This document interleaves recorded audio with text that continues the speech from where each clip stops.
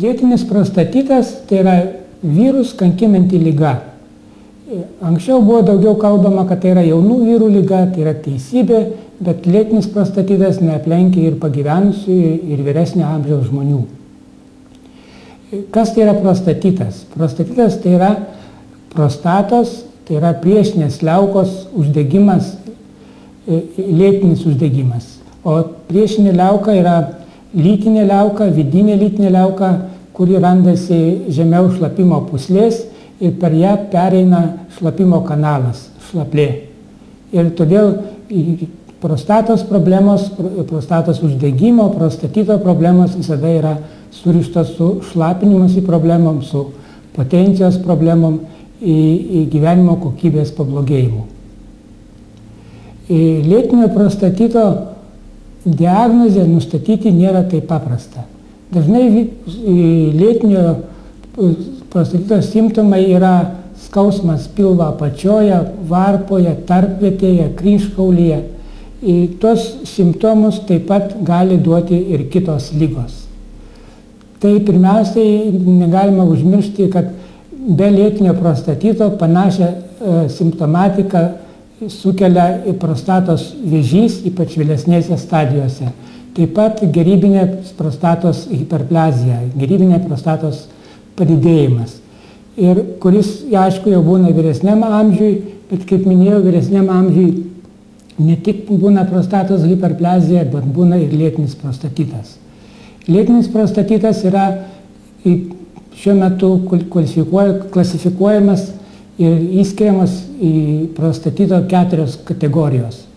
Tai pirmiausiai ūmus prostatitas, aukšta temperatūra, skausmas pilvo apačioje, dažnas šlapinimasis iki šlapimo susilaikymo. Lėtinis prostatitas, kuris atsiranda po ūminio arba po palengva įsivysto, kada patenka infekcija į prostatą. Dažniausiai ta infekcija patenka į prostatą pro šlaplę ir palengva vystosi lėtinis uždegimas. Tai yra lėtinis bakterinis uždegimas. Tai yra antra kategorija. Trečia kategorija yra lėtinis uždegiminis prostatitas, kuriame randame uždegimą, o neįskiriame, kas sukelia tą prostatitą. Neišauginame jokių mikroorganizmų sukėlėjų. Trečia B kategorija yra lėtinis neuždegiminis ir nebakterinis prostatitas.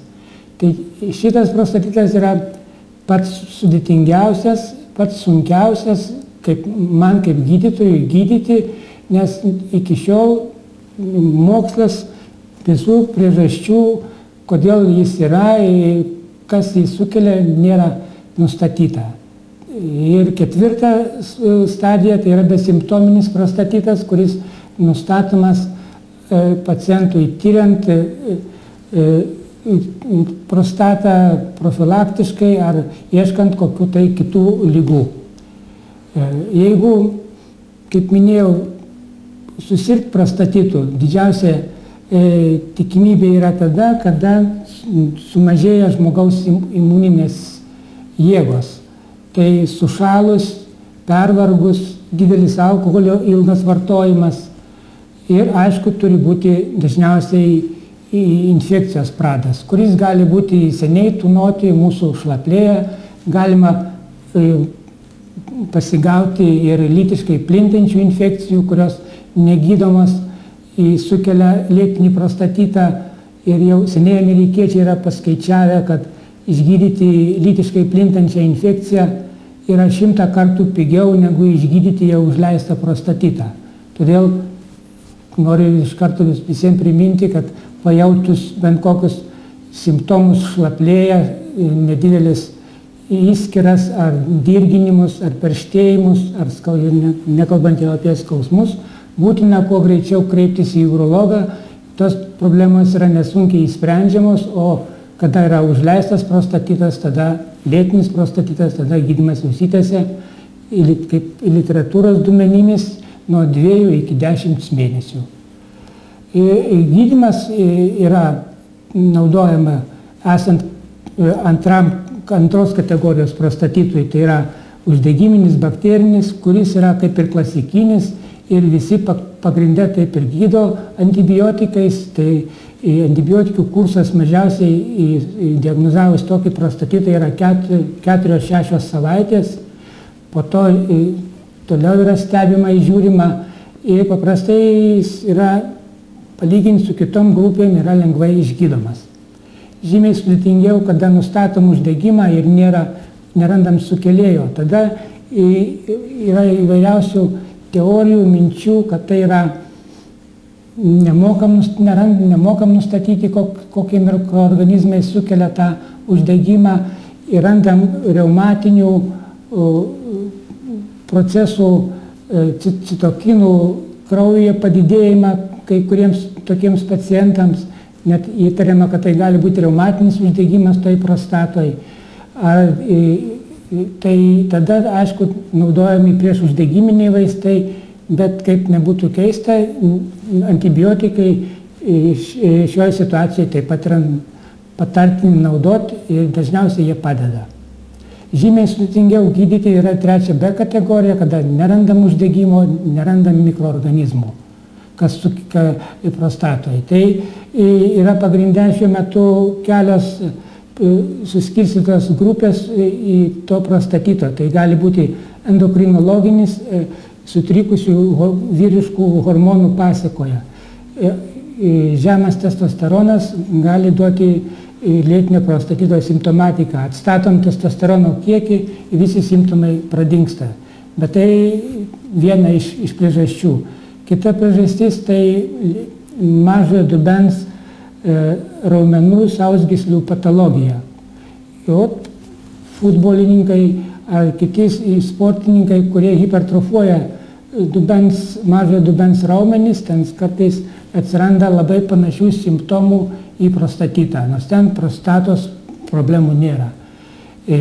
Kita problema vyram taip pat būna įvairių kategorijų cistitai, kurie duoda taip pat, jie būna retai, bet duoda labai panašius simptomus kaip prostata. Tai ir vyram intersticinis cistitas, reikia, ar kitos cistito formos, tai paskaitomus už prostatitą. Bet tai taip pat gali būti įvairūs kauliniai, ypač dubens, kryžkaulio srities kauliniai pakitimai, kurie duoda nervus pažeidimus ir radijuoja tie skausmai į lytinius organus ir atskirti, ar tai yra kaulinė patologija, ar tai yra prostatitas, taip pat būna labai sudėtinga ir šiuo metu rekomenduojama tokiais atvejais tą ligą vadinti ne lėtinis prostatitas, o lėtinis dubens skausmo sindromas. O pradėjus teisingą gydymą po mėnesio ar po kelių mėnesių tikrai teigiami rezultatai yra arba dažniausiai pavyksta išgydyti iki galo. Negydomas prostatitas tai yra veda prie potencijos problemų, erekcijos sutrikimai, libido sumažėjimas ir, kas svarbiausia, vaisingumo problemos taip pat gali atsirasti. Jos atsiranda jau vėliau, kada yra užleistas prostatitas, pakinta prostatos sekreto rūgštingumas ir, kaip žinoma, prostatos sekretas dalyvauja ejakuliato, yra viena iš ejakuliato sudėtinė dalis ir spermatozoidai pasidaro nejudrus ir vyrai pasidaro nevaisingi. Išgydom prostatitą, vyras vaisingas. Todėl laiku reikia kreiptis, gydyti, tai yra išgydoma liga, tie gandai, kad prostatitas yra nepagydomas, tikrai yra jau senoj praeity ir laiku diagnozavus, teisingai paskyrus gydymą, prostatitas yra pagydomas. O dar, kaip minėjau, visos tos trys ligos turi ryšį prostatos. Negydomas prostatitas, vyrui yra žymiai, negydant prostatitą, vyrui yra žymiai didesnė tikimybė susirgti prostatos vėžių. Žymiai greičiau gali prasidėti ir gyvybinis prostatos padidėjimas, kas sako, gali privesti prie operacinio gydymo. Todėl laiku, teisingai gydant prostatitą, vyro gyvenimo kokybė yra pagerėję ir ir problemos yra išsprendžiamos.